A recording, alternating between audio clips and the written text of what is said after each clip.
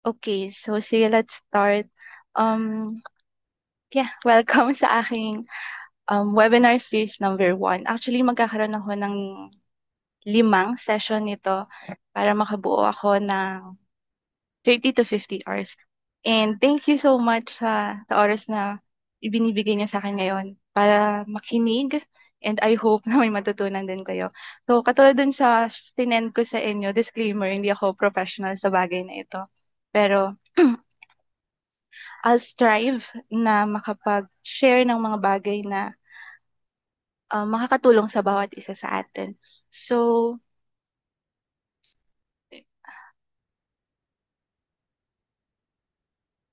yung topic for tonight ay understanding healthy love, building self-worth, and respect in relationship.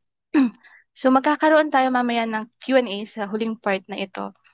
Pwede nyo siyang i-chat dito sa chat box. Kung gusto nyo maging anonymous yung question nyo, pwede nyo namang um, isend sa akin directly. Or kung may mga gusto kayong i-add, pwede rin kayong mag-raise ng hand. Okay, so let's start.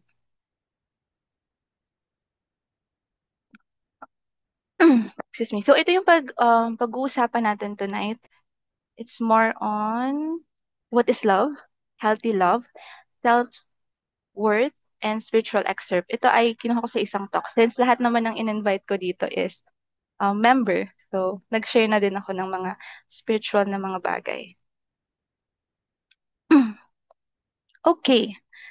So, to start, gamitin natin yung chat box natin ngayon para sagutin kung ano ba ang love para sa inyo. In general na ito ha.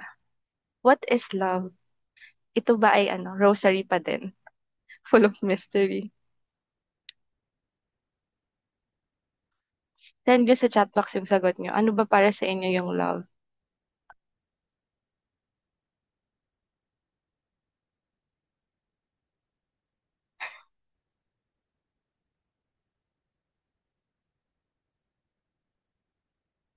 Love is a desire to care for another person other than myself. Love, love. Yes. Thank you, Dariel. Sino pa? Yan kayo. Nice yan. Ganda, ganda.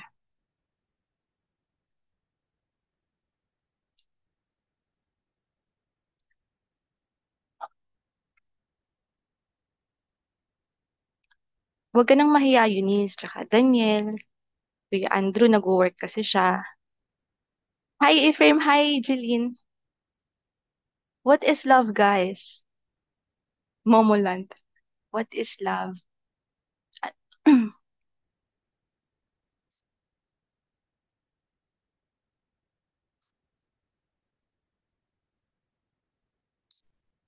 Wala na. Ayaw niyong sumagot what is love. Siya, lagot kayo. Lagot kayo sa Diyos. Okay. So, dahil ayaw niyo naman sumagot, it's okay. Let's talk about love. Kasi di ba pag love, yung word na ito kasi, um, very magical siya. Na kapag narinig mo siya, positive agad yung maiisip mo.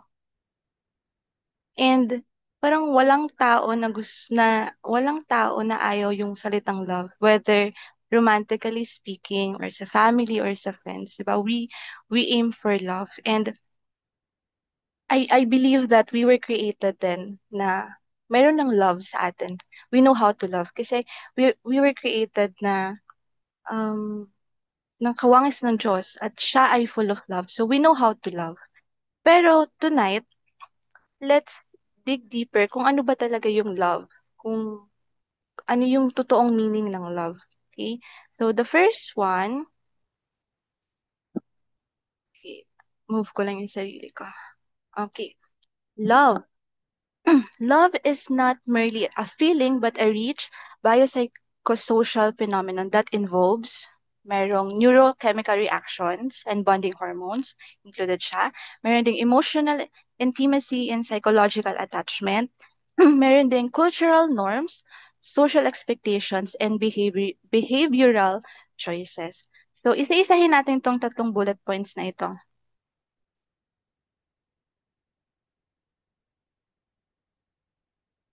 Um, okay.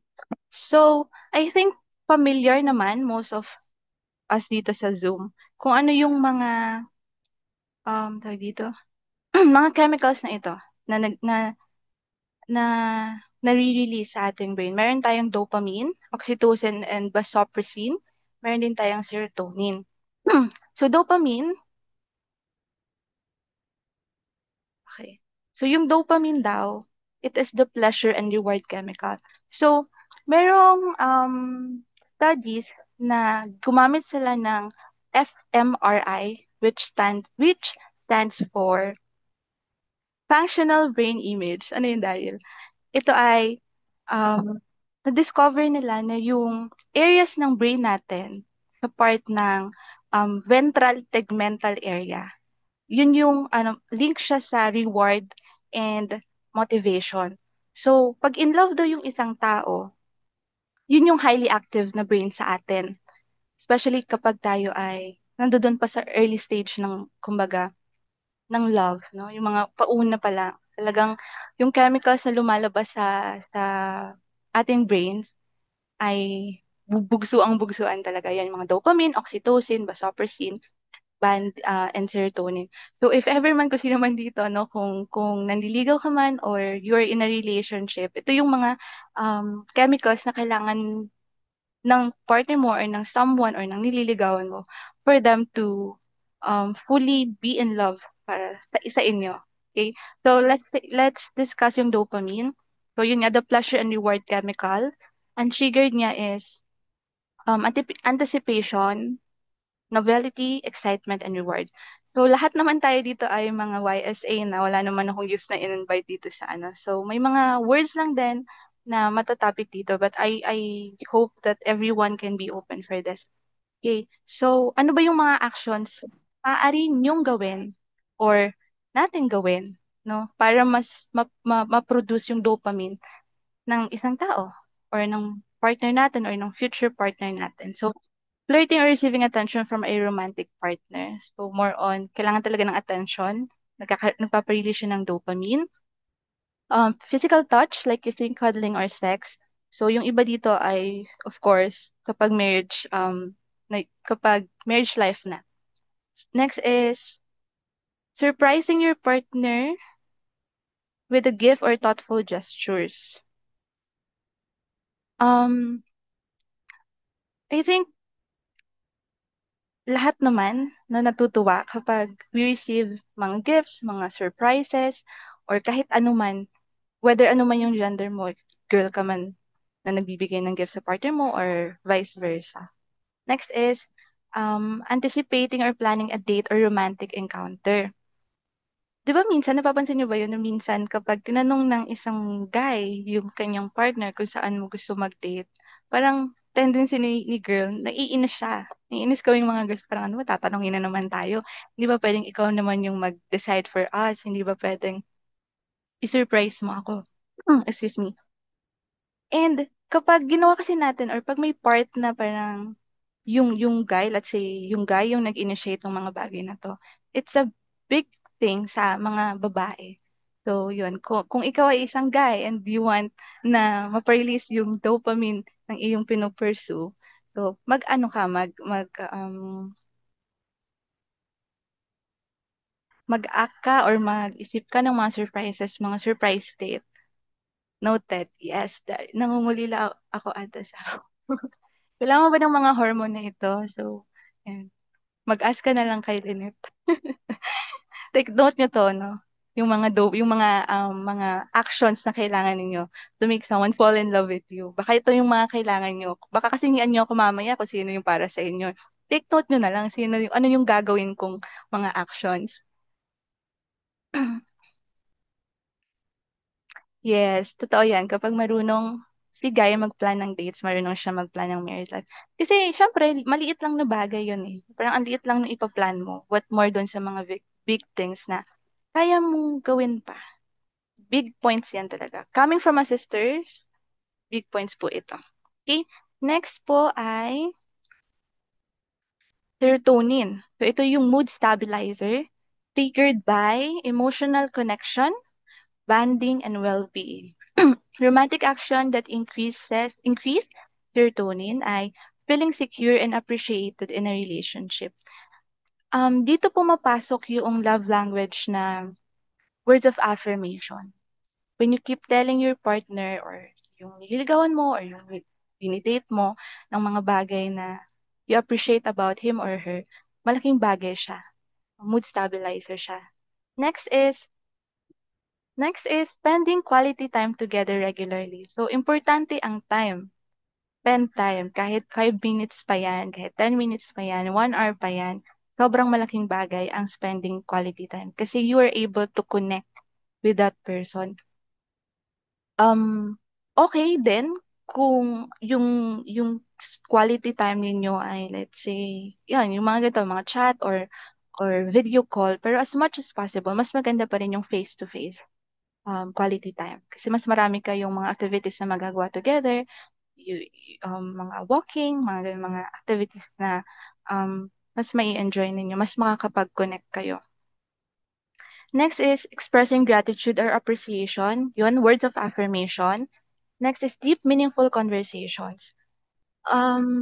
Siguro sa mga kabataan ngayon, na parang okay pa sa kanila yung tinatablan pa sila ng kilig kapag kumain ka na, ano ulam nyo, may lamok ba siya? Yung mga nakakatawang, sa edad natin ngayon, nakakatawa na siya, to be honest. Pero sa mga bata, I mean, aminin nyo din naman, nung youth days nyo din, di ba? Parang may mga ganong moments din. So, kapag you're building a relationship na you want na ito na talaga, na maglalast na talaga ito, hindi na epektibo yung mga ganon, hindi epektibo yung mga dada moves ka lang ng kaunti. Kailangan merong deep, meaningful conversation. Whether ikaw ay nanliligaw pa lang, or kayo na, or let's say married na kayo, kasal na kayo, kailangan pa rin ng deep, meaningful conversation.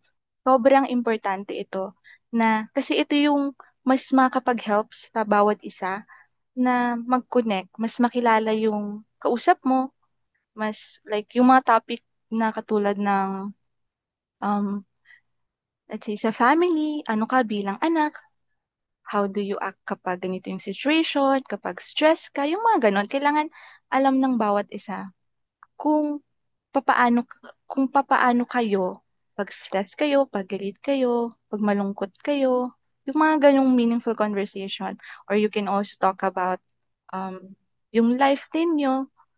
Sa mga RM dyan, you can share yung inyong best memories sa mission. You can also talk about your faith, yung conversion ninyo. Yun yung mga meaningful conversations. Hindi yung hi, hello lang, kumain ka na. Ba? Well, wala namang masama dun kung tatanungin nyo pa din yung someone ninyo or nililigawan ninyo ng mga ganong question. Pero hindi dapat natatapos yung araw na yon or yung conversation nyo na ganun lang yung napag-usapan ninyo. You need to connect more. And next is act of affection that reinforce trust and comfort. Yun. Actually, iwan ko na to sa inyo, yung acts of affection that reinforce trust and comfort. Kasi iba-iba naman din yung needs ng bawat isa. Iba-iba din, kayo lang din yung makakakilala doon sa someone ninyo or doon sa someone na pinuperson ninyo kung paano siya mag-take ng mga bagay. Paano siya or ano yung gusto niyang way of comfort, ano yung way niya para mas magain yung trust. Like, kailangan ba mag-update ako? Kailangan ba I'll tell him or her lahat ng mga bagay? So, depende yon sa kung ano at kung like kung sino yung pinuperson ninyo. Pero, yun, tandaan niyo yung mga bagay na ito. Kasi nakakatulong siya na mas mag-connect. I truly believe na mas mag-work out yung isang relationship ninyo if you are emotionally connected. Sorry, excuse me. Mas mag-work siya kapag yun, meron kayong connection emotionally. Hindi lang parang puro pa-cute lang and all, 'di ba? Hindi lang puro pa-pogi or puro pagpapaganda. Kailangan may connection kayo. Kilala niyo yung isa't isa. Next ay oxytocin. Ito na. Ang pinaka magandang hormone, love hormone or bonding chemical. Triggered siya ng physical intimacy, emotional closeness, and trust. Okay, let's go muna doon sa word na intimacy. So, yung mga tao, pag sinabing intimacy, they think it's more on physical or sexual thing. Pero yung mga intimacy ay hindi lang about doon. Hindi lang siya physical and sexual activities. Pwede rin siyang emotional intimacy. Once you deep talk, mga conversations ninyo, you can be intimate. Kasi pag sinabi kasing intimacy, it's a deep connection.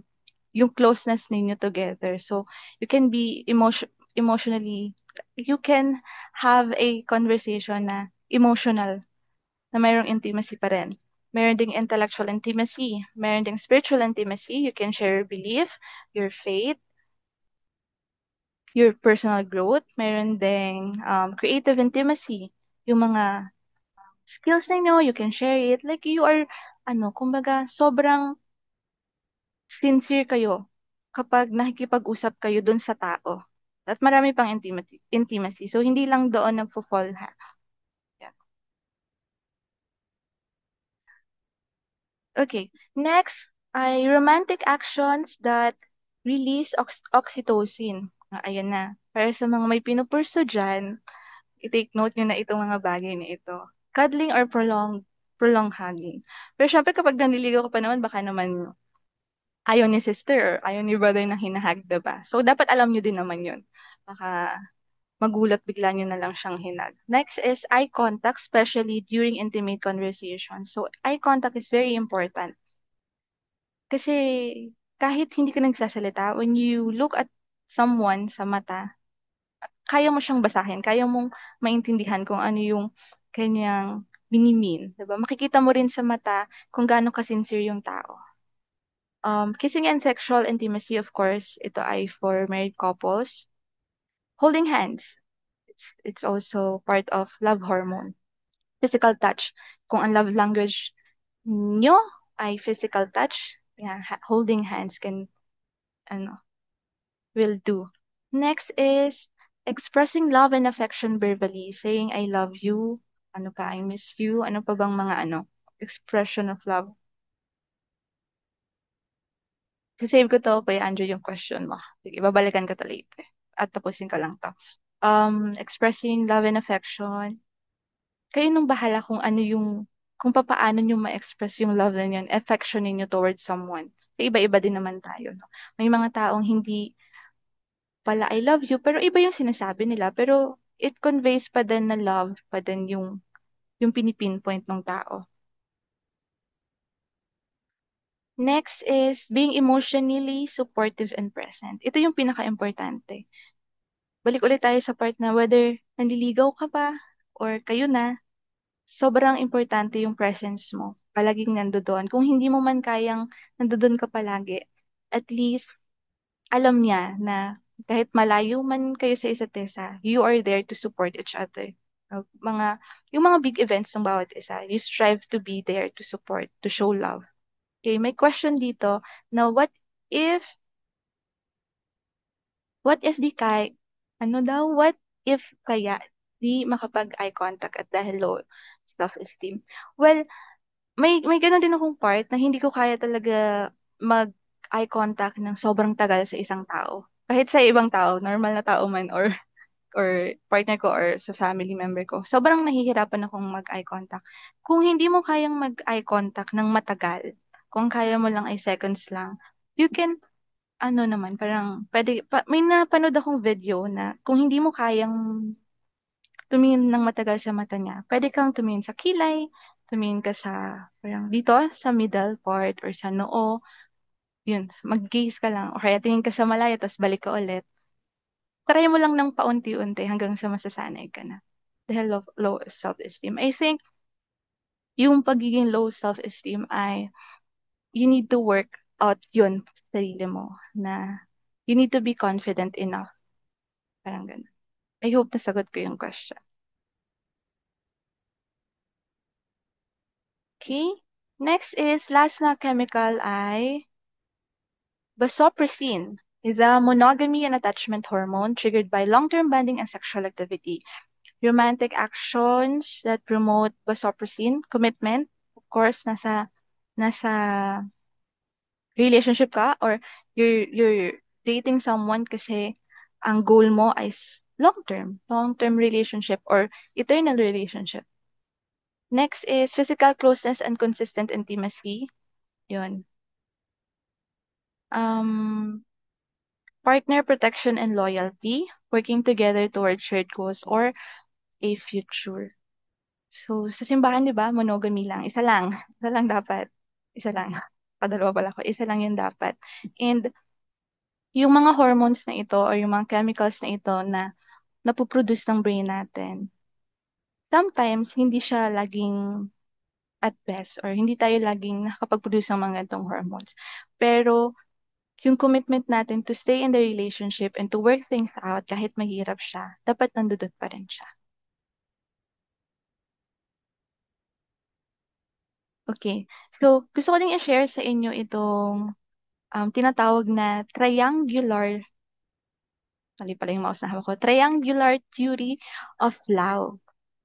So, meron tayo ditong tatlong bullet points. The first one is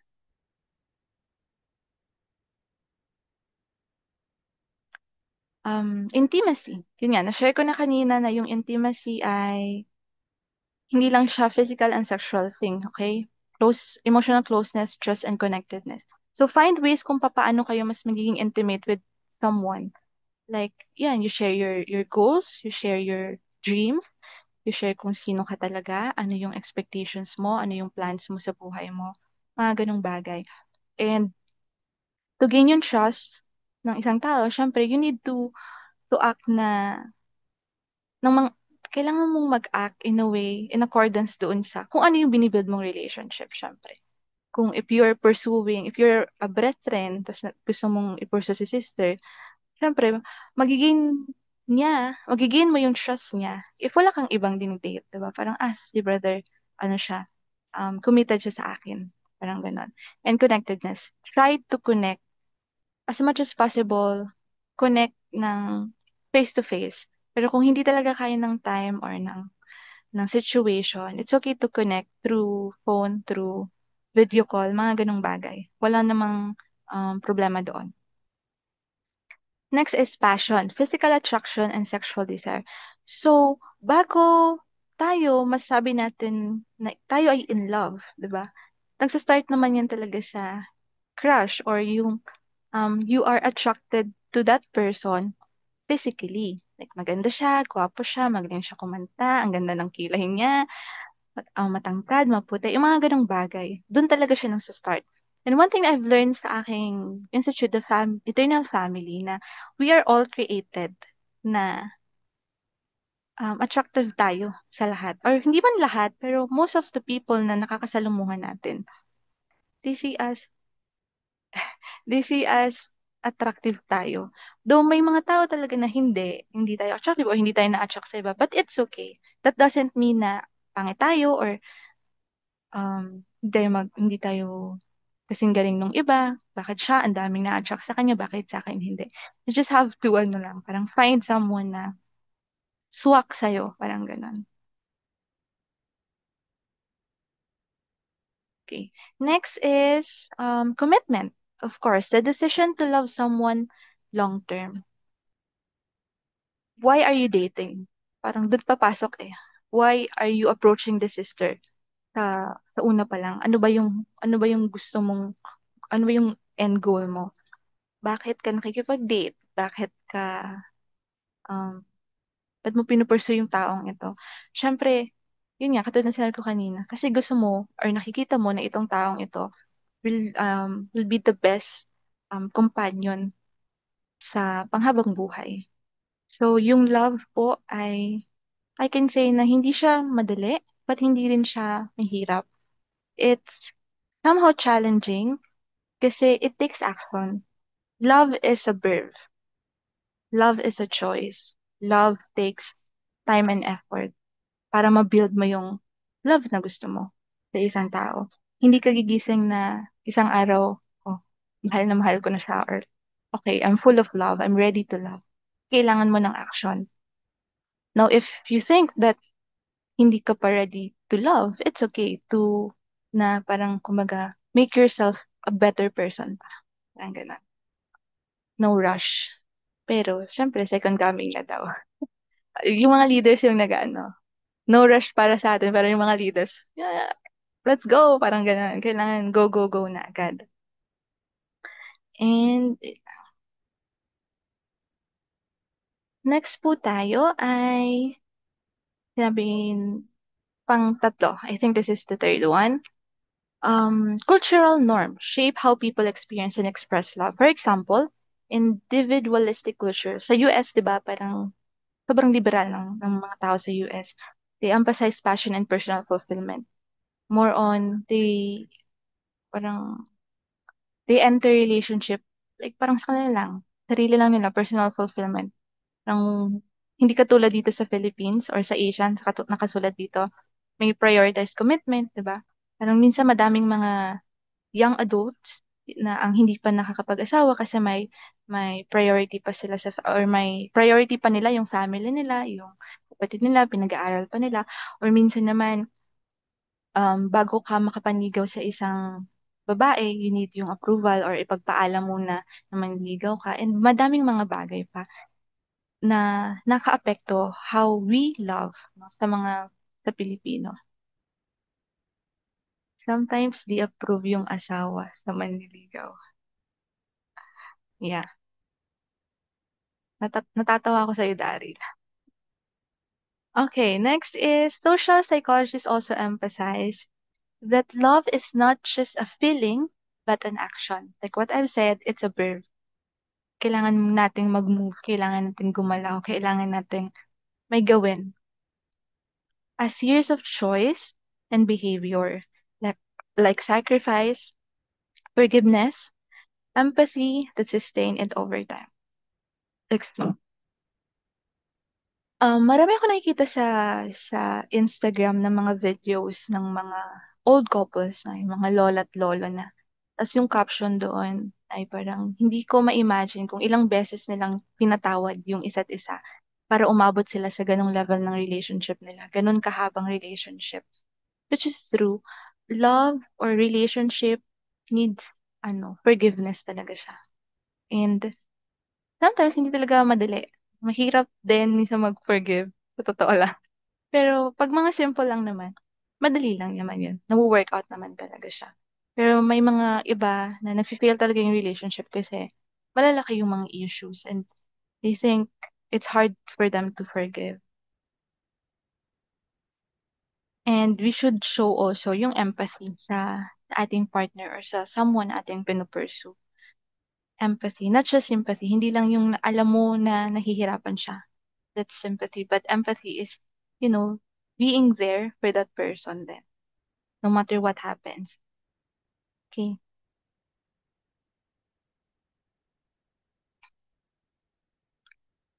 Okay. Love is sustained not by passion alone, but through commitment, empathy, and shared growth. Hindi lang puro kilig yung love. Ang love ay madaming, madami kang bagay na kailangan gawin para mabuo mo siya, para yung foundation mo ay strong. Ganun. Commitment, empathy, and shared growth. Hindi pwedeng, kilig lang, or hindi pwedeng flowers lang, hindi pwedeng chocolates lang, ang ganun. Kailangan talaga, like, there's commitment, you know how to empathize to your partner, and dapat meron kayong shared growth. You share kung ano yung growth na nangyayari sa'yo, and you grow then together as one.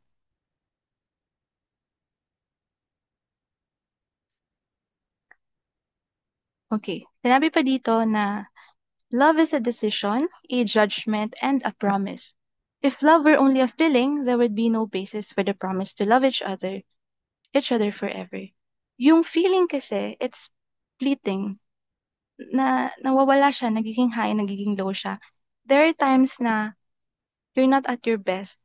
Meron din akong napanood ng mga video na married couples na minsan sinasabi nila na gigising sila umaga, minsan nakakainis yung partner nila. And parang feeling nila, yung love na naibibigay nila doon sa partner nila,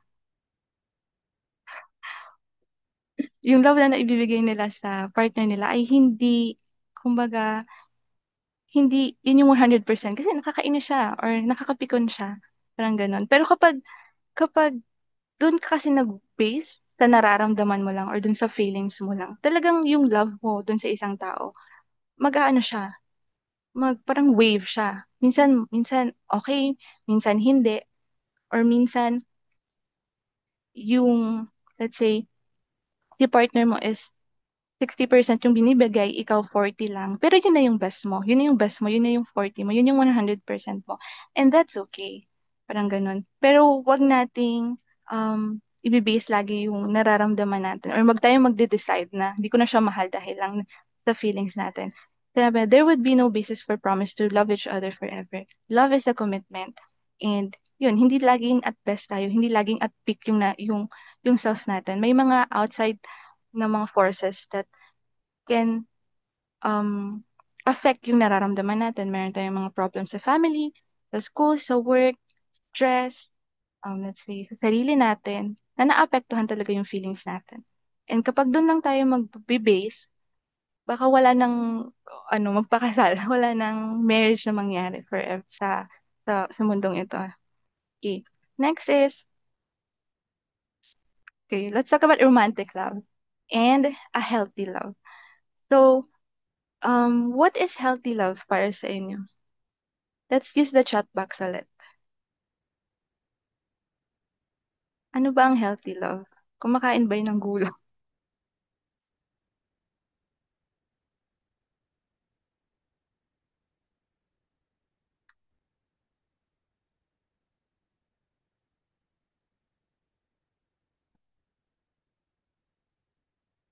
Hinihintay ko yung sagot ni Daryl. Madami tong baon. Healthy love is when both of you strive to make each other happy. Ah, thank you. Thank you, Daniel. That's true. Healthy love is both you strive. Promotes growth of both individuals. Yeah, thank you. What else? Eunice, go lang Eunice. Wait ko din yung kay Eunice. Full of understanding. Thank you. Healthy love is open to one another. Open communication. Yeah.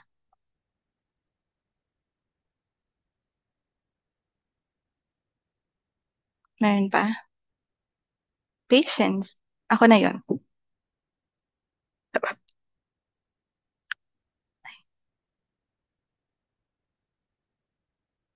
Healthy love is... Thank you, Daryl. Thank you.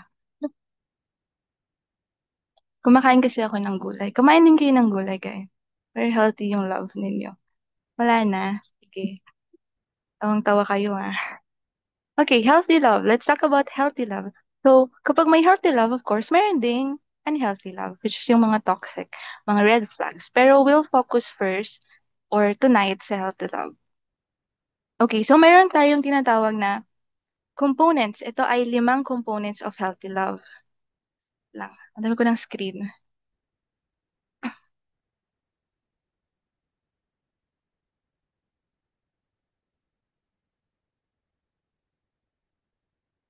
Okay. First one is secure attachment, where partners are emotionally available, responsive, and supportive.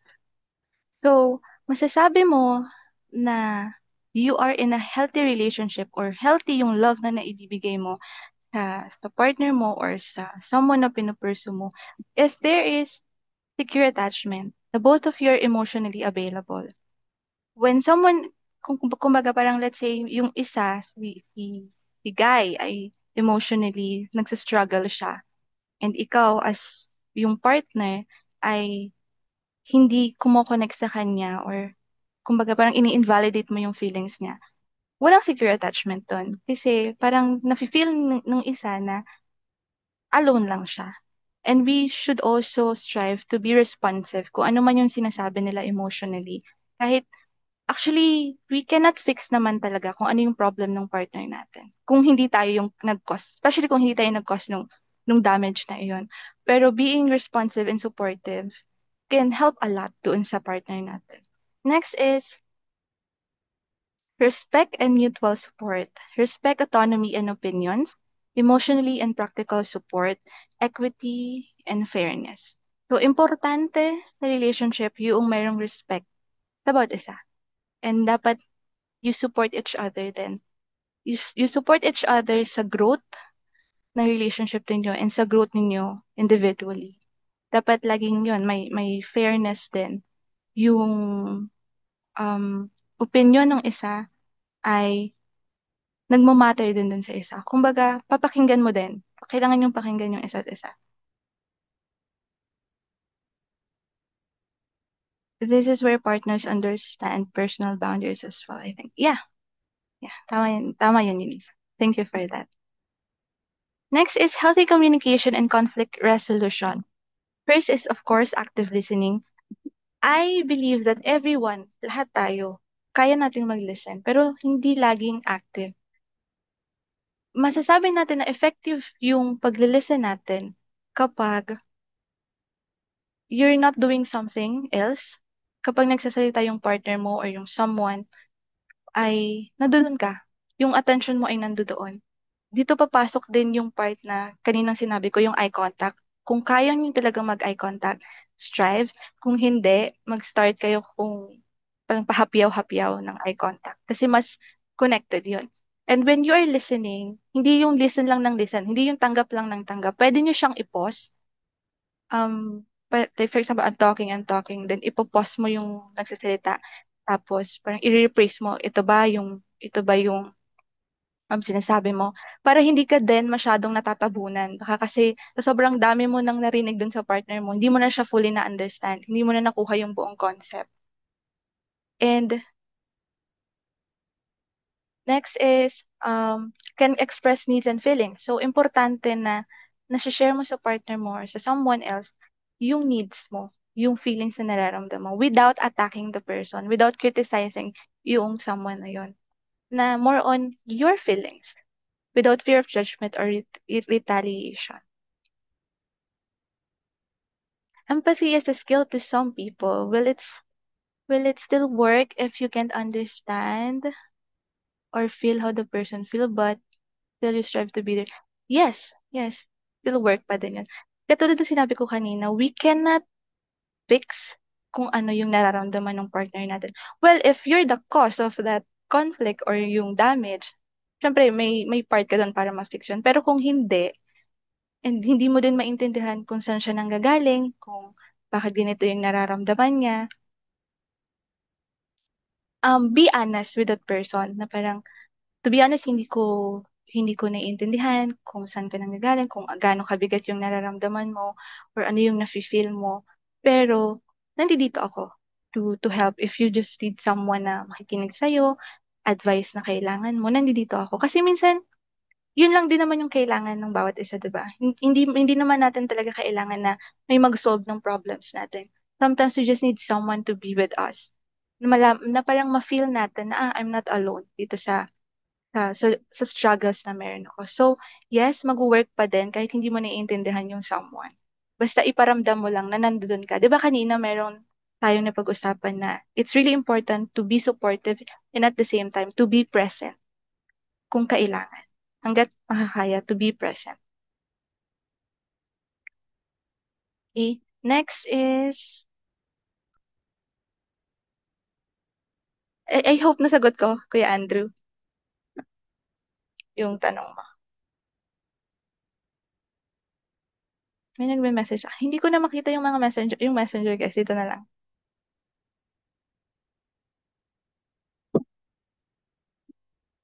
Yes.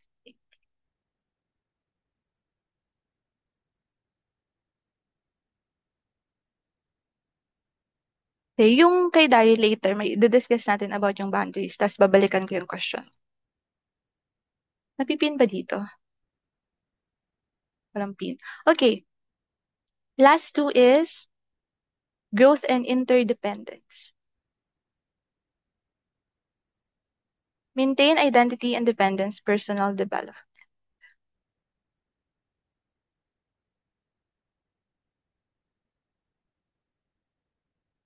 Okay. Maintain identity and independence, personal development. kailangan yung bawat isa sa atin individually nag-grow din. Hindi pwedeng parang magbe-base ka na lang dun sa partner mo or dun sa someone na yun for your growth. Kailangan mag-grow ka din as a person. Di ba sinabi sa church na be the person you want to marry. Now, if you want to marry a wholesome one, if you want to marry a faithful one, a righteous one, strive to be that person. If you want, kung kumbaga parang yung taong gusto ko, sobrang galing niya sa scripture, nagbabasa siya palagi ng scripture, then strive to have that, ano din, parang action din sa sarili mo na, oh, babasa din ako ng scripture palagi, mag-pray din ako palagi. Atan ako lagi ng institute kasi umatan siya ng institute. Kailangan mag-grow ka din as a person. Hindi pwedeng kung sino ka na lang nung na-meet mo siya, yun ka na lang din. Kailangan mag-grow ng bawat isa sa atin. And huwag niyong kakalimutan kung sino kayo as a person. Hindi pwedeng laging base na lang kayo ng base sa partner ninyo. Kailan alam niyo yung identity din ninyo. Independence din. Hindi pwedeng, ano lang, parang pabuhat lang kumbaga sa relasyon. Kailangan mag-grow ka din. And hayaan natin mag-grow yung bawat isa. As long as hindi nasisira or na-destroy yung relationship na inyong binibuild. And lastly, emotional safety and trust. Safe being vulnerable, there's foundation of trust. Kailangan, may mga tao na lumaki talaga na strong. Parang strong independent woman. Yung nakikita natin sa social media.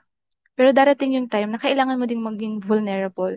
And I hope that yung makikita niyong partner someday or kung may partner man kayo ngayon, you can be vulnerable. Kaya niyong maging weak. Yung finally, kaya niyo nang maging, yun, kaya niyo nang maging weak, kaya niyo nang umiyak, na hindi na kayo natatakot na ipakita na may weakness pala ako. Kasi that person will accept yung weaknesses mo din. Na yung pagiging vulnerable mo. Na hindi ka matatakot umiyak, hindi ka matatakot, kumbaga magalit, namumulila sa lambing.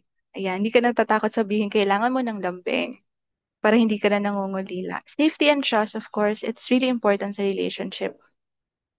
Kailangan mong ma-feel na you're safe within sa relationship. And syempre yung trust. Katulad ng sinabi ko kanina, kung ano yung kailangan ng partner nyo, base dun sa napag-usapan ninyo, kung ano yung needs nila, dun papasok yun. So, dun yun sa inyo. Emotional safety and trust. Security also. Kailangan secure yung relationship ninyo. Alam ng bawat isa that itong relationship na binubuo ko or itong relationship na meron ako, this is secured. Parang walang sino mang makakasira and parang I will not let anyone parang destroy itong relationship. Okay?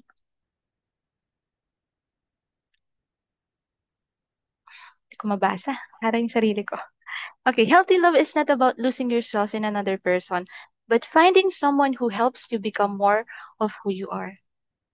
I think naririnig yun na din to na siya yung mundo ko, yung ganong praise na siya yung mundo ko. Siya lang ang mundo ko. Well, it's not true and hindi dapat siya hindi dapat ganon yung thinking ng bawat isa sa atin. We have our own world and yung mga partners natin, parte lang sila noong mundo natin. And like for example, ako as a person, ito yung mundo ko. May partner ako. Siyempre, may part siya dun sa mundo ko. Kapag naging married na kami, mas malaki na yung part niya doon sa mundo ko. But to be honest, hindi dapat umiikot. Yun, hindi dapat umiikot. Hindi dapat umiikot yung buhay mo lagi lang. Parang sa kanya lang. Kasi, katulad ba kanina, you need to know yung identity mo. Yung pagiging ikaw. Kasi kapag binuhos mo ng binuhos lahat doon sa taong yun, parang wala na. Wala ka nang matitira. Dapat mayroong balance ng pagiging selfless and hindi pagiging sobrang selfish. Love is not about losing yourself in another person. Magiging part lang siya. I always tell this sa mga kaibigan ko. 'Di ba yung sibuyas, may layers siya. So just imagine na ikaw yung una, ikaw yung pinaka-core, tapos yung Diyos. It's you and yung Diyos. Tapos yung mga skin na sunod, yun yung partner mo, yun yung asawa mo, yun yung boyfriend, girlfriend mo, yun yung family mo. Doon na lang yun. Kasi if sila yung magiging core mo, they are not perfect. Merong mga parts ng, or may mga pagkakataon na mafo-fall short sila. Masasaktan ka nila. Hindi, kumbaga, hindi laging 100% yung best. Hindi 100% at best sila. So, kapag yun yung nangyari, kapag sila lagi yung, doon ka lagi nakabase sa kanila, mahihirapan ka. Dapat yung core mo, alam mo kung ano yung core mo. And at the same time, you're with Heavenly Father and Jesus Christ na bumubuo ng core mo. Tapos yung partners natin, or yung future companion natin, eternal companion natin, magiging malaking parte lang siya dun sa mundo mo. You should know yung identity mo pa din. Yan. So, mali pala yung kanta. Oo, mali yung mundo yung magiging ikaw. Parte ka ng mundo niya. But that doesn't mean na less ka kasi parte ka lang. You play a big role doon sa mundo niya. 'Di ba? 'Di ba, Daryl? Ay, mali. Wag mo nang kantahin yan. But finding someone who helps you become more of who you are. So yun, find someone na mag-help sa'yo na mag-grow, mag-inspire sa'yo na maging better person, na mas maging righteous, na mas maging malapit sa Diyos. Siguro, since lahat naman tayo dito ay member. So, let's strive to find someone or be with someone na will help you na maging close sa Diyos, na will help you na magstay dun sa covenant path na yun. Tapos yung both na mundo nyo, di ba? Maggagano na siya. Magdidikit na siya. It's a big, big world na. Healthy love is not about losing yourself. So don't be too selfless, na nakalimutan nyo na yung sarili nyo dahil sa partner ninyo. Kasi kapag na-lost nyo na yung sarili nyo, mahirapan kayo. Yung nagpupilit ka dahil sa kanya, di pala talaga healthy love. Yeah, kailangan nyo din ng rest, of course. Alam ko to eh. Kaya mo yan. Sana nakaraos ka na dun sa puyat mo. Pero yun, kailangan talaga na may balance din. Mahal mo din yung sarili mo, which is yung topic natin maya-maya. Kailangan mahal mo din yung sarili mo para makapag-give ka ng best doon sa partner mo. Self-love and boundaries. Healthy living. Yeah, healthy living na yan. Puyat na kasi. Self-love and boundaries. So what is self-love? Self-love is having a healthy sense of self-worth. Yun, kilala nyo sino kayo, ano ba talaga yung worth ko, sino ako as a person. Valuing your own needs, feelings, and dreams. Alam nyo dapat, ano ba yung needs ko? Ano ba yung mga feelings ko? Own it. Own your feelings. Own your needs and dreams. Practicing self-compassion and positive self-talk. Ito, ginagawa ko to. Kausapin niyo yung sarili niyo, whether nasa CR kayo or nasa salamin kayo. Parang it sounds funny, parang ang weird, pero self-talk ay nakakatulong. Nakakatulong siya. Maintain personal growth and autonomy in relationship. Yun. Yun yung sinasabi ko. Huwag niyong masyadong gawing mundo yung partner niyo. You need to maintain personal growth. You need to grow on your own then. And yung growth kasi na mangyayari sa inyo, makakatulong din yun dun sa relationship niyo. And autonomy in relationship. Sino ba kayo? Parang ganon. Next is why it matters daw. And people with higher self-love are less likely to tolerate abuse, manipulation, or neglect. So this is important. Bakit kailangan natin mahalin yung sarili natin? If we are in a relationship or in a situation na we are being abused emotionally, verbally, lahat ng kind of abuse, ay kapag alam mo at mahal mo yung sarili mo, kaya mong umalis sa sitwasyon na yon. Self-love foster emotional resilience, allowing individuals to contribute more authentically and sustainab- sustainably to a relationship. Okay, so love yourself. Strive to love yourself. I think we're grateful na we are members of the church. We know how to love ourselves.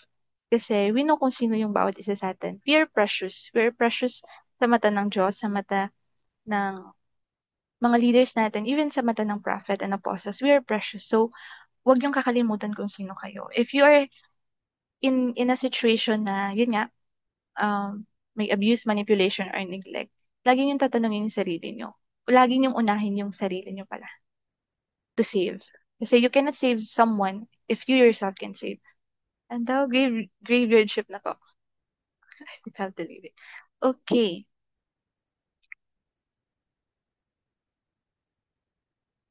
Healthy boundaries. Paano ba daw malalaman? Pag may with boundaries, we can say no without guilt, express your needs and feelings clearly, avoid emotional enmeshment or codependence, set limits on how others treat you. Without boundaries naman, people often take on responsibility for others' feelings. Yung ino-own mo na lang lahat. Sige, ako na to, sa akin na to, mali ko to, parang ganon. Relationship becomes imbalanced with one person overextending while the others withdraws. Ito yung more on na yung isa ay umimik na ng umimik na ay nagmumurmur na siya, sinasabi niya na lahat. Pero yung isa nagwi-withdraw na siya. Kasi hindi niya na ma-take. Kasi hindi ka naglagay ng boundaries eh. Pwede, like for example, pagod ka na and you have a conflict with your partner. Dahil hindi ka nag-set ng boundaries na, can we just talk about it tomorrow or later, I'll just rest. Dahil hindi ka nag-set ng boundaries, hinahayaan mo lang siyang tumalak ng tumalak sa'yo. Naubos ka, madidrain ka. Yun ay magiging reason kung bakit nagiging resentful ka, nabu-burn out ka, emotional may parang manipulation can arise na parang, oh, minsan ginagaslight mo lang din yung sarili mo. So, it's okay to set boundaries. Now, if you are dating or courting someone, it's really important na maset nyo na um, ako may boundaries ako as a person. So, ito yung mga boundaries ko.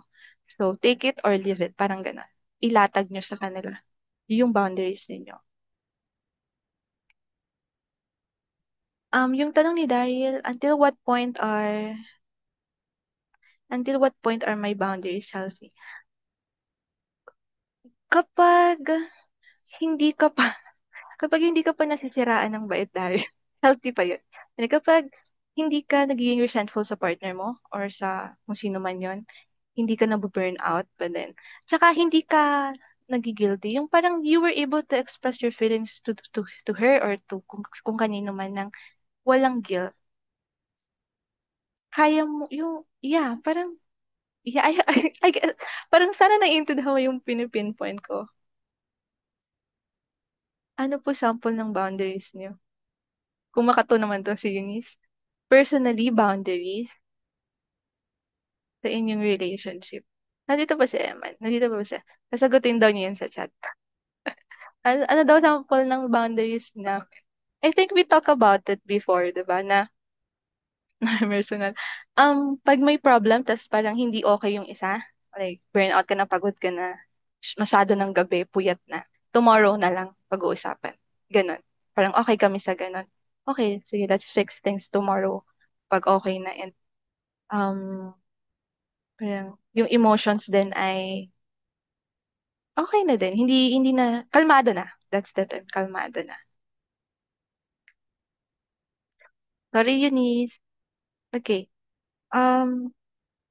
Okay, next.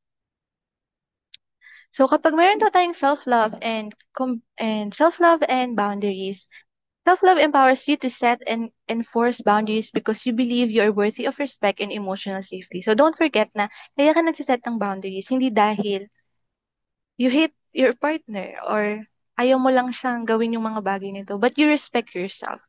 And kapag meron kang respeto sa sarili mo, it's easy for you to gain respect din sa ibang tao.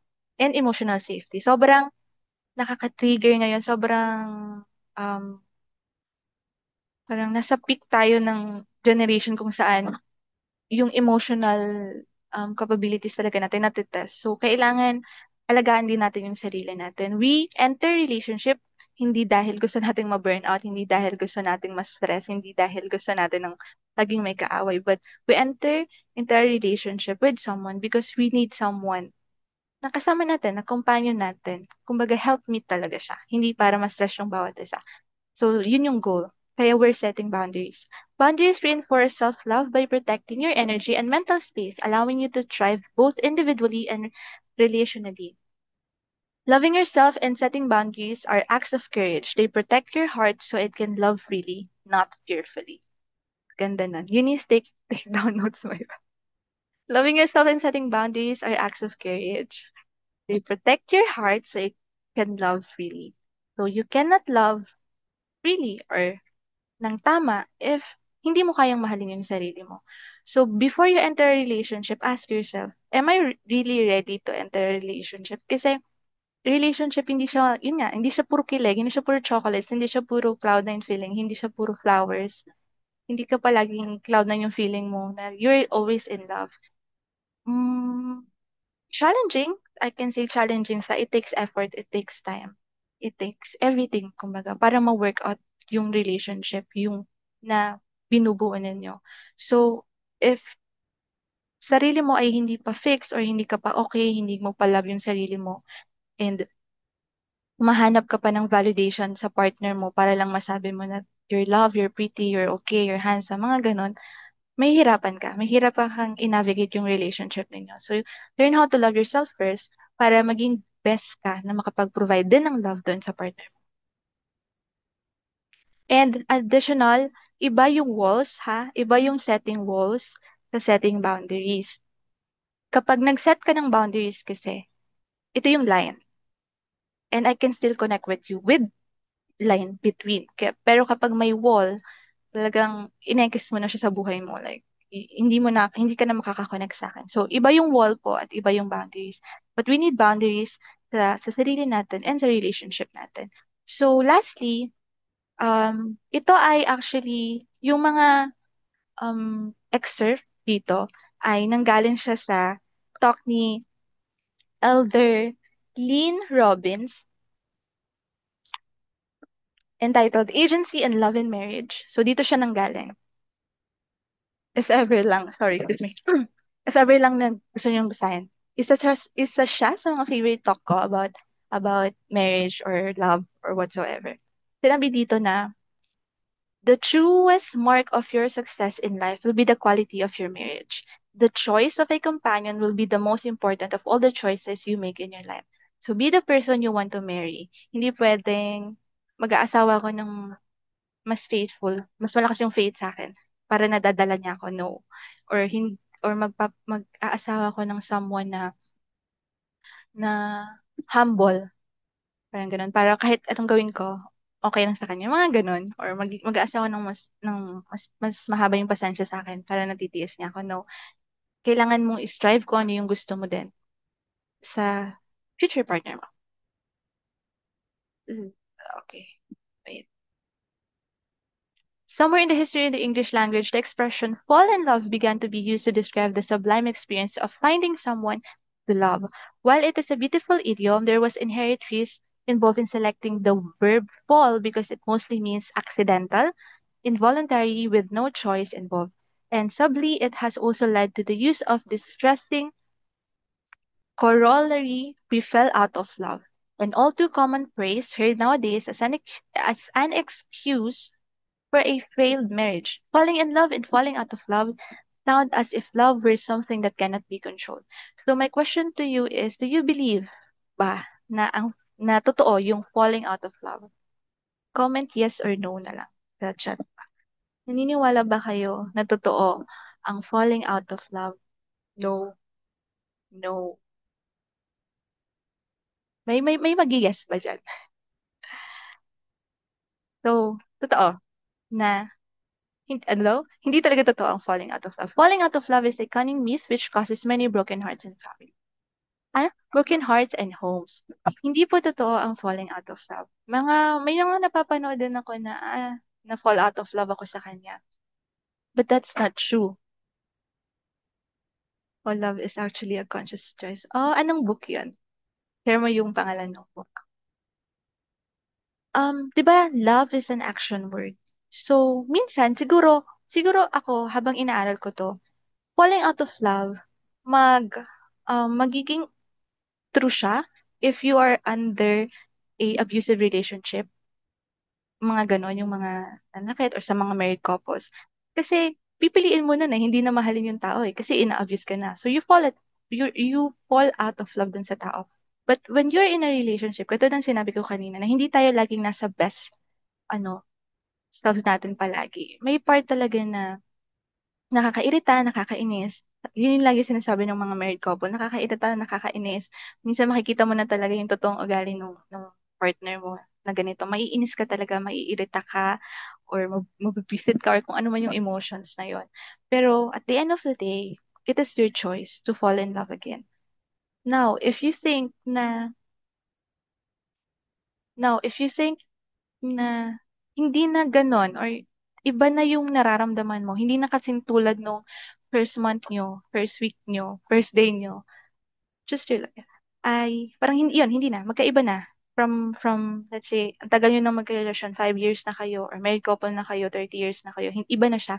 Kasi totoo naman, iba na talaga siya. Hindi nyo siya mauulit lang. I mean, yung level or yung nafe-feel nyo, hindi siya forever maintain na ganun yung feeling. Mag-iiba talaga siya. Kasi nga may mga forces na makakaapekto sa inyo. Pero that doesn't mean na hindi mo siya mahal. If you think daw na parang nawawala na yung love or hindi na ako kinikilig sa kanya, go back to to number one. Ano ba yung ginagawa niyo before? Baka kailangan lang ulit naming mag-date, kailangan lang ulit naming mag-spend time together, baka busy ako sa ganito, ganyan, wala na akong time mag-bonding sa kanya.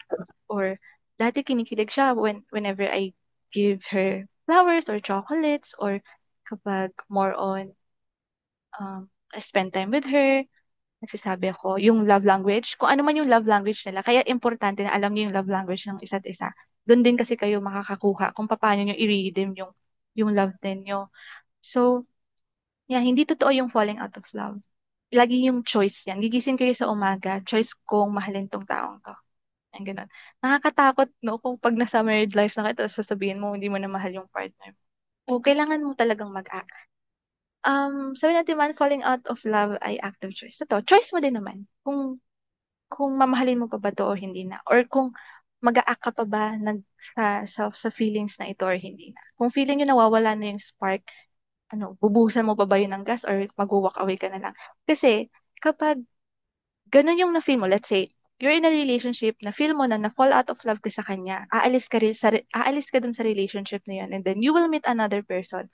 Ganun lang din kasi yung mangyayari. Fall out of love ka lang din. Or parang hindi ganun kalakas yung intensity ng love mo ulit. Mauulit at mauulit lang yan. So, it's better to stay there and to redeem yung love ninyo, to work things out. Kasi nandoon talaga yun. Minsan parang clouded lang talaga tayo.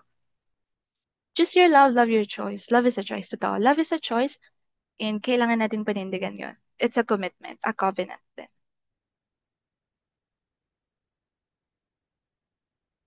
Too many believe that love is a condition, a feeling that involves 100% of the heart, something that happens to you.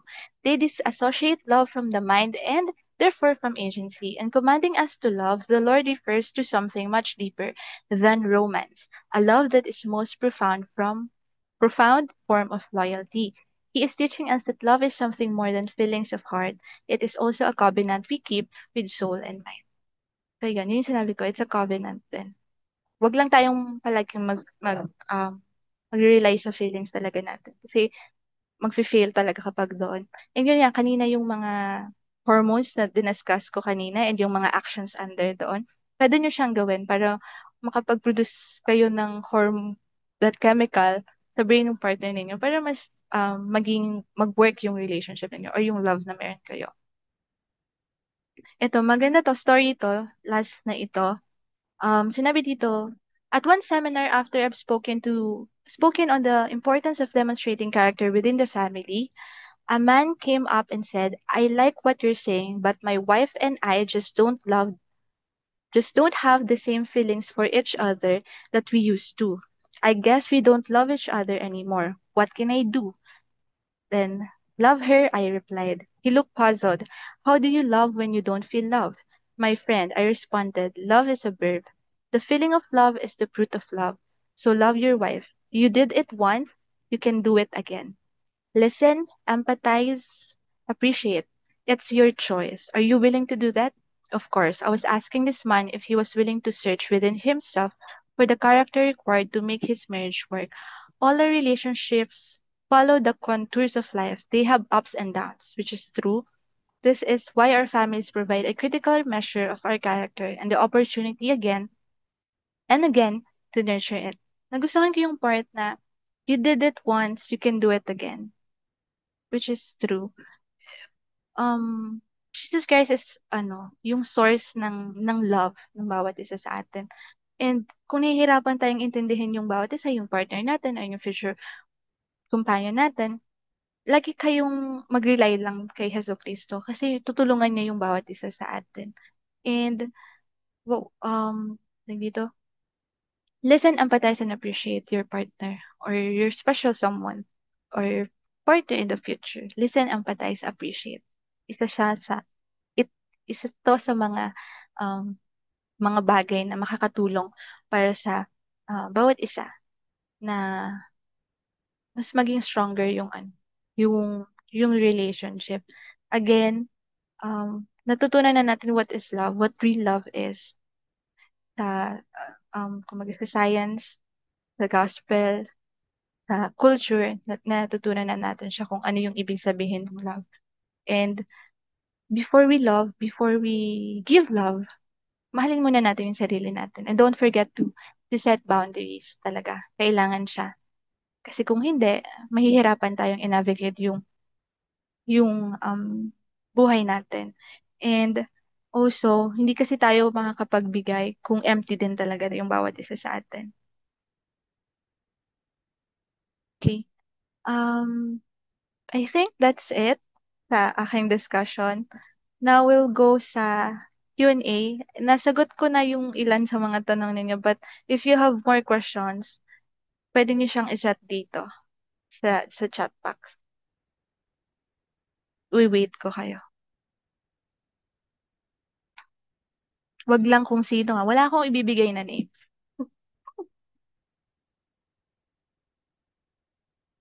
Ay, meron pala ako na-receive na question. Um, wait. Type niyo lang kung meron kayong question. Well, nasagot ko na siya, pero yung question kasi dito kanina, ang question ng isa kong friend ay, what makes people fall out of love? It's, I think, it's our actions. Kung inconsistent na tayo sa mga bagay na ginagawa natin towards our partner, well, hindi talaga totoo yung falling out of love. Siguro parang, ano lang, parang nababawasan na, parang, ano ba ang tamang term? Parang, hindi naman nauumay, pero parang siguro ano lang, nawawalan ng gana somehow siguro. Yun, sige, that's the term. Nawawalan tayo ng gana sa partner natin. Hindi na fall out of love. Kasi sometimes nagiging inconsistent sila sa mga actions na nila. Like, hindi na sila sweet, hindi na sila nag-give ng time, hindi na sila nag-give ng gifts, hindi na sila nag-initiate ng mga date, hindi na sila nang surprise yung mga ganon.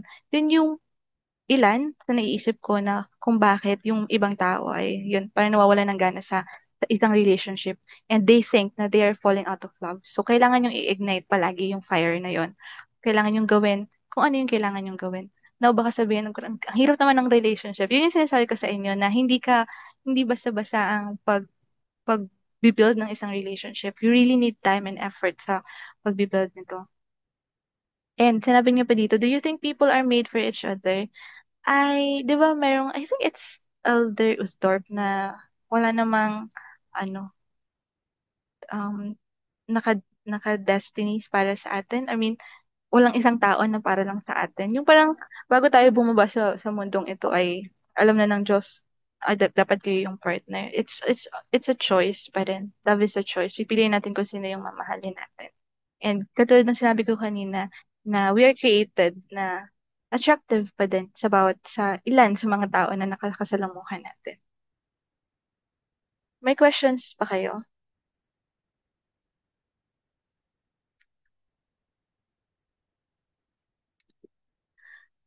Okay, mayroon dito. How do I assess myself if I am only infatuated or already love the person romantically?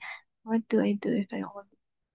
Okay, the first question. How do I assess myself if I am only infatuated or already love the person romantically? Tatawa ko. Parang may idea ako dito, Eunice. Okay. Um, Parang alam ko to. Parang wala kayong story nito. Well, if you see the person in a way na parang, ano ko lang to ha, nasa sayo pa rin ha, pero ito lang yung idea ko, ito yung pumasok sa isip ko. Kasi infatuated, yun yung talaga yung labas ng hormones mo, yung kaninang mga hormones, yung dopamine, especially the oxytocin, the love hormone, yun talaga yun, yung yung lalabas talaga lahat ng yun and yung feeling mo like, "Ah, I love this person, I can conquer everything with this person."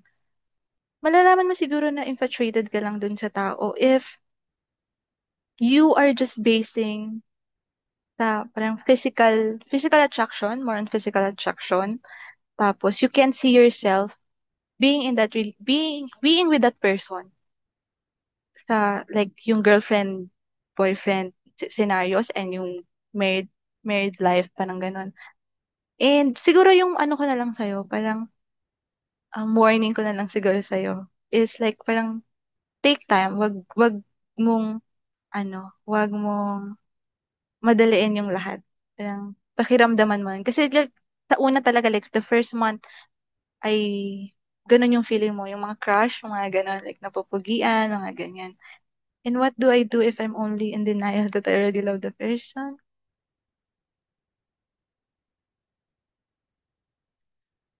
Ano? And what do I do if I'm only in denial that I already love the person? I am not prepared to love yet. Well, babalik ko sa'yo yung tanong. Parang ready ka na ba talaga to be in love? May mga traumas kasi tayo, may mga past experiences tayo na makakaapekto talaga sa atin. Whether sa partner man yan galing or sa ibang source galing yung mga traumas natin. And if you still have that baggage sa sarili mo, tas dadalhin mo siya sa new relationship, mababurden lang yung relationship ninyo. Baka dun pumapasok yung part na mapapatanong ka na, am I not prepared to love yet? Parang, ikaw pa din kasi yung makakapag-assess ng sarili mo. Eh. Ready na ba talaga ako? Ito yung mga kailangan kong gawin sa relationship. Kaya ko ba talaga ito? And if you are being denial, if there, kumbaga, kung may doubt pa din, parang I think, hindi pa ready kasi may doubt eh. Parang dapat yung nafe-feel mo, 'di ba? Ay, di ba yung sa scripture, kapag may doubt ka, parang ganun, parang no, that's not what the Lord wants you to do kasi may doubt ka pa. Hindi yun yung gusto ng Diyos para sa iyo. Parang ganun. Situational question only, not applicable to sorry. Situational daw pala. How do past traumas or unresolved mental health issues affect romantic relationship and what can be done to heal and improve them? Yeah, ano talaga. Yun nga katulad ng sinabi ko kanina. Yung mga past traumas, unresolved mental issues, makaka-apekto talaga siya sa partner mo and dun sa relationship niyo. Now, if you know pa lang sa umpisa, like say, nanliligaw ka, sinabi niya sa'yo, I have this kind of trauma, ganyan-ganyan. Nasa sa'yo yung decision. Kaya mo bang i-handle yung ganong bagay? Kaya mo bang i-handle yung mga effects na mangyayari? Kasi kung hindi, maybe wag mo na lang din i-risk kasi kesa magkaroon kayo ng sakitan. And katulad din ng sinabi ko kanina, you're not the one na magsusolve ng problems niya. Sa kanya yun. Nandoon ka lang to help. To help na parang, gumaan um, yung dinadala niya. Kasi minsan, alam mo yun, like for example, yung trauma niya is, let's say, nag-cheat yung partner niya before. Tapos, trauma yun sa kanya. Pero feeling niya, lahat ng tao, lahat ng lalaki mag-cheat. And then, nag-enter siya sa relationship with you. Tapos, maaano ka, parang minsan, parang palagi kang pagdududahan ng tao. So, sa'yo, burnout yun. Parang, palagi na lang, wala naman akong ginagawang masama. Mahirap siya. And what can be done to heal and improve them? I advise na kung mabigat yung mga traumas nila, they should seek yung help siguro professionally, kailangan nila ng professional help para dun sa bagay na yun. Kasi really can't heal them, diba? And kailangan meron siyang will na matulungan din yung sarili niya. And kung may ganun po kayo, may mga ganun kayong traumas or mga past experiences, wag nating dalhin siya sa relationship na in a way na ibaburden natin yung partner natin. Kasi hindi niya talaga mahihil yun. What does true emotional healing look like and how can someone recognize when they are ready to love again? What does What does true emotional healing look like? For me, based sa experience ko, sasagutin ko to. Pero, pwede ka rin mag-search kung yun yung mga yung mga issues, what does emotional healing look like? Emotional healing look like hindi ka na nang hihingi ng, how do I say this? Parang babalik tayo dun sa self-worth, sa self-love, na alam mo yung worth mo as a person. Hindi ka magbe-base dun sa partner mo na, ay, parang, yung worth mo ay, hindi porke sinabi na, you're enough.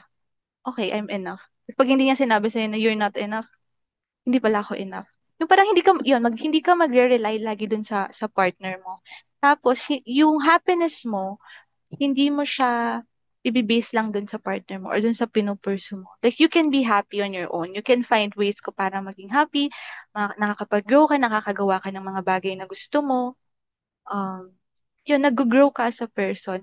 And yung heart mo, wala ng hate, wala ng pain. Like, really, healing. Parang, na-forgive mo na yung mga taong dapat mong i-forgive. Soft na yung heart mo sa mga bagay-bagay or sa mga tao. I think that's emotional healing look like. Hindi ka nanggagaslight ng ibang tao para lang ma-feel better. Parang ganun. What else? I think yun yung para sa akin. Pero kung may mga sagot po yung iba, it's okay to share din. Uh, how can individuals rebuild trust and open their hearts to love again? Moira pasok. Kailangan ata ni Moira dito. How individuals rebuild trust and open their hearts to love again? Focus on yourself first. Focus on yourself. Alamin mo kung ano yung emotions mo. It's really important na you recognize your emotions. You recognize ano yung triggers mo. You recognize kung saan ka nang gagaling. Kasi kapag nalaman mo na kung ano yun, kung saan ka nang gagaling, sino yung trigger sa'yo, or ano yung situation na kapag trigger sa'yo, ano yung nafe-feel mo, galit ako kasi, it's advisable na isulat mo siya. Galit ako kasi ganito. Tawag dito, naiinis ako kasi ganito. So, if you know your emotions, mas madaling mo siyang mariresolve. Makakaiwas ka doon sa mga triggers mo para mas maging cool ka na ulit. Mabibuild mo ulit yung sarili mo. You can also find ways, mga bagong mga skills, mga bagong mga gawain para to improve yourself. Pwede mo rin siyang gawin. And open their hearts to love again.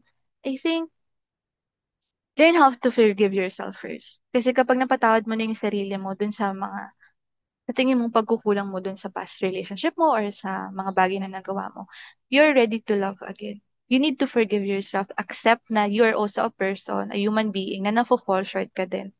Nawawala ka din. Kumbaga parang, yeah, parang ganun. I hope nagigets niyo yung kung saan ako na ano. And malalaman mo naman kung ready ka na to love again eh. You can, hindi ka selfish and hindi ka too much selfless. Nandoon ka sa middle part na handa kang masaktan. Love, 'di ba? Yun yung sinasabi nila na yung pag ready ka na magmahal, ready ka na din masaktan. Kasi talagang ganun, parang trial and error din yung love.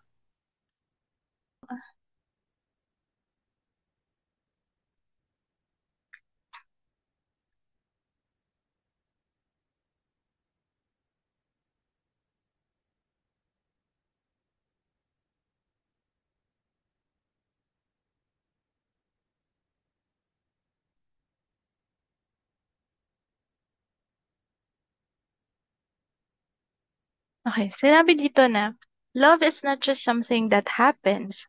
It is something people build and nurture through presence, trust, and shared experience. So that's love. So kanina, 'di ba inask ko kayo what's love. Though konti lang yung sumagot, pero I hope that you learned something new about love, about self-worth, about boundaries. And I hope nasagot ko yung mga questions nyo. Hindi ako love guru. I tried my best to answer yung mga questions. Pero thank you for yung trust ninyo na masagot ko yun. If ever man hindi ko nasagot, sorry, ano nyo na, chat GPT nyo na lang. Saka na lang kapag ano na ako, licensed professional na ako. Ayan. So, yeah, thank you so much for tonight. And thank you for giving your time sa akin. Although almost 2 hours din yun. Thank you so much. At yeah, magkakaroon pa ako ng mga week 3, week 4, week 5, week 6. four sessions pa nito, different kinds of topics naman. And kung may time kayo, you can still join me. Every Thursday pa din siya, 6 p.m. So yeah, thank you so much. And pipicture sana ko, hindi ko alam kung anong device. Pero sige, screenshot ko na lang. Wag na lang kayo mag-open. For submission ko na lang ng activity. Wait lang po, bago kayo mag-left. Thanks. Sure na wala ng question na. Thank you so much everyone. You can leave na dito sa Zoom. Thank you, thank you.